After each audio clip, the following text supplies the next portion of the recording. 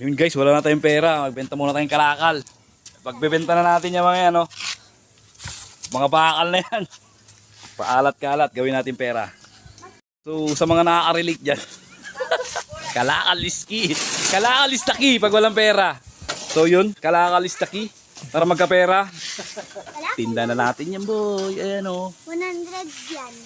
Wow, malaki yan. Siguro mga abutin ng 50,000 yung kikitain ko ngayong araw. Dapat 100 lang. Marami-raming kalakal yan. Alright, so sa mga nakaka-relate dyan, Dapat 100 lang. yung kapag walang pera, kalakal is the key. Mga kalakal nyo, huwag nyo pinagtatapon niya, pera yan. Diba? Lalo yung tanso. Uy, tsaka yung mga aluminum. Ano pa ba yung mahal? Tanso, aluminum. Ano pa yung mahal? Bakal, medyo mahal din yung bakal eh.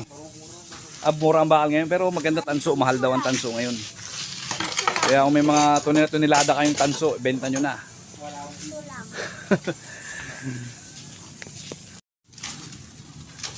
Nawawala isa kong ganito